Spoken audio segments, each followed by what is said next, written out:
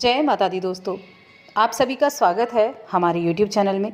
दोस्तों, आज की इस वीडियो में हम बात करने वाले हैं अक्टूबर माह के पहले 2 दिनों के कन्या राशि फल के बारे में। कन्या राशि के लोगों के लिए 1 अक्टूबर और 2 अक्टूबर का दिन कैसा रहेगा, इन 2 दिनों में कौन से शुभ ग्रह नक्षत्र होंगे, कौन सी तिथि होगी, कौन सा ऐसा जो शुभ योग है वो बनेगा जो आपके लिए बेहद लाभदायक रहने वाला है। तो जानेंगे सब कुछ विस्तार से। लेकिन आगे बढ़ने से पहले आपसे निवेदन है कि अगर आप हमारे चैनल पर पहली बार आए हैं तो चैनल को ज़रूर सब्सक्राइब कर लें और जुड़ जाएं हमारे चैनल के साथ। दोस्तों, 1 और 2 अक्टूबर की हम बात कर रहे हैं। सबसे पहले हम जानेंगे इन 2 दिनों में जो ग्रह नक्षत्र हैं उनकी स्थिति कैसी रहने वाली है। 1 अक्टूबर शुक्ल पक्ष की पूर्णिमा तिथि है। ये पूर्णिमा जो तिथि है इसको लक्ष्मी नारायण का व्रत भी किया जाता है। इस दिन उत्तर भाद्रपद नक्षत्र रहेगा, वृद्धि नाम का योग बनेगा और ये गुरुवार का दिन है। चंद्रमा इस दिन मीन राशि में होंगे और इस दिन सर्वार्थ सिद्धि योग बन रहा है। ये जो योग है ये बहुत ही शुभ योग है और इस दिन जो नक्षत्र और वार है यानी गुरुवार के दिन इस योग का बनना, पूर्णिमा के दिन इस योग का बनना इस दिन को बहुत महत्वपूर्ण बना रहा है। 2 अक्टूबर की बात करें तो ये कृष्ण पक्ष की प्रतिपदा तिथि है और रेवती नक्षत्र है। ध्रुव योग बनेगा, सर्वार्थ सिद्धि योग बनेगा, इसके साथ ही गज केसरी योग बनेगा शुक्र और गुरु और चंद्र की युति से। दोनों ही दिन बहुत सुंदर योग बन रहे हैं जिनका प्रभाव आपके जीवन पर देखने को मिलेगा। देखिए, जो 1 अक्टूबर का दिन है ये एक ऐसा दिन है जो आपके जीवन में सुख समृद्धि लेकर आ सकता है। देखिए, अधिक मास चल रहा है और अधिक मास भगवान विष्णु का प्रिय माह होता है। इस माह में जो पूर्णिमा तिथि होती है ये सर्वार्थ सिद्धि योग के दिन आ रही है, तो ये बहुत अच्छा है। और इस योग में अगर आप भगवान विष्णु, माँ लक्ष्मी की उपासना करते हैं तो आपके लिए बेहद लाभदायक रहता है। चंद्रमा दोनों ही दिनों में मीन राशि में रहने वाले हैं।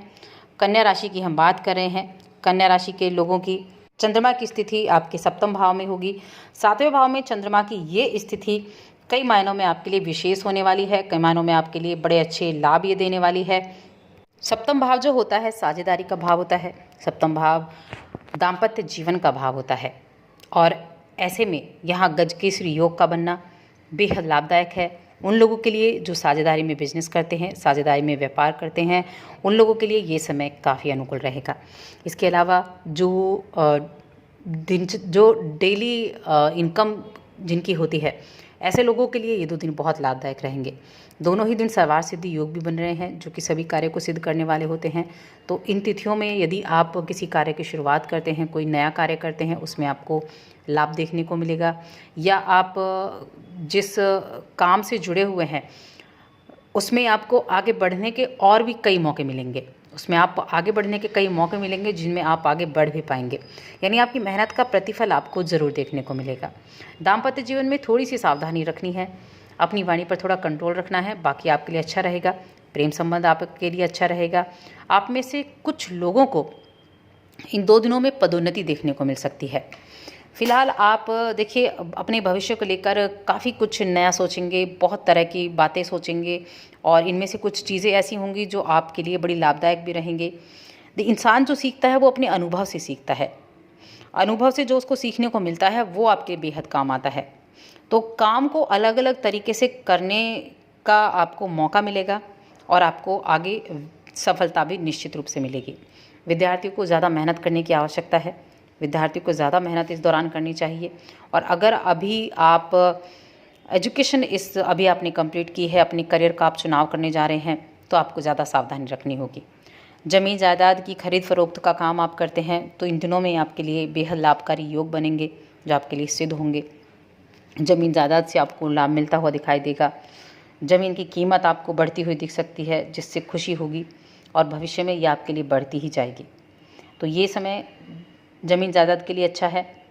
बुद्धिमत्ता पूर्वक अगर कोई निवेश आप करते हैं तो आप देखेंगे कि आपकी जो पूंजी है उसमें वृद्धि हो रही है, उसमें वृद्धि होती हुई दिखाई देगी।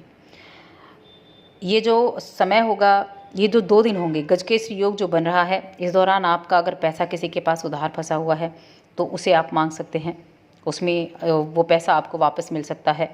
क्योंकि इस योग का मतलब ही होता है धन की प्रवाह को बढ़ाना।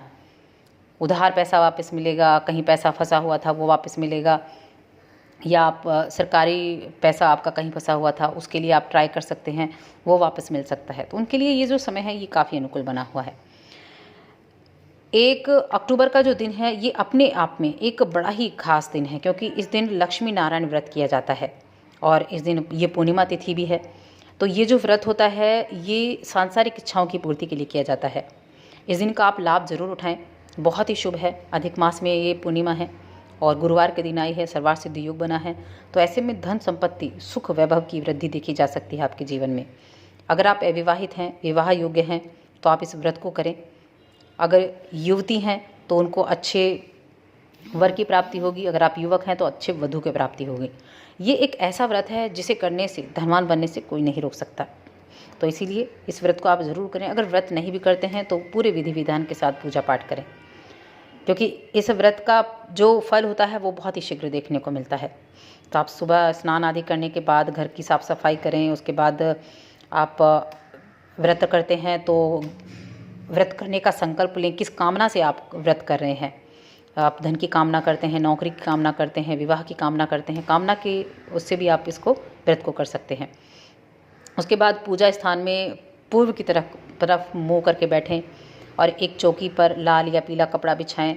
वहाँ आप माँ लक्ष्मी और विष्णु की जो प्रतिमा या मूर्ति है या तस्वीर है उसको स्थापित करें। उसके बाद कुमकुम, हल्दी, अक्षत, रोली, चंदन, इनसे पूजन करें।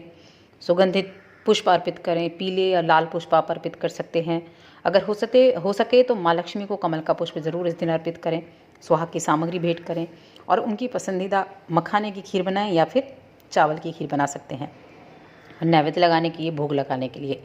इस दिन आप लक्ष्मी नारायण व्रत की कथा ज़रूर सुने, बहुत लाभकारी कथा होती है, इस दिन ज़रूर सुने आप।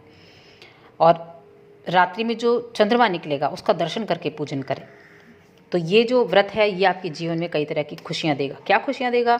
सौभाग्य में वृद्धि होगी, धन प्राप्ति होगी, अविवाहित लोगों का विवाह होगा, सांसारिक सुख मिलेगा, भौतिक सुख मिलेंगे, विष्णु भगवान के साथ माँ लक्ष्मी की भी कृपा आपको मिलेगी। तो इन दिनों में आपको ये कार्य ज़रूर करना चाहिए। बाकी ये समय देखिए अपने स्वास्थ्य के प्रति आप पूरी तरह से समर्पित रहें, खाने पीने का ध्यान रखें। हालांकि स्वास्थ्य ठीक ठाक रहेगा, स्वास्थ्य में कोई परेशानी नहीं दिख रही है, लेकिन फिर भी अपने इम्यूनिटी सिस्टम को आपको मजबूत ज़रूर रखना चाहिए। दाम्पत्य जीवन अच्छा रहेगा, धर्म कर्म में रुचि होगी। इन दिनों में परिवार में धार्मिक कार्यक्रम भी हो सकता है, जिससे घर का माहौल बड़ा सकारात्मक रहेगा। नकारात्मकता घर की दूर होगी, सकारात्मकता का वास होगा, जिससे परिवार वालों के ऊपर भी सकारात्मक प्रभाव रहेगा।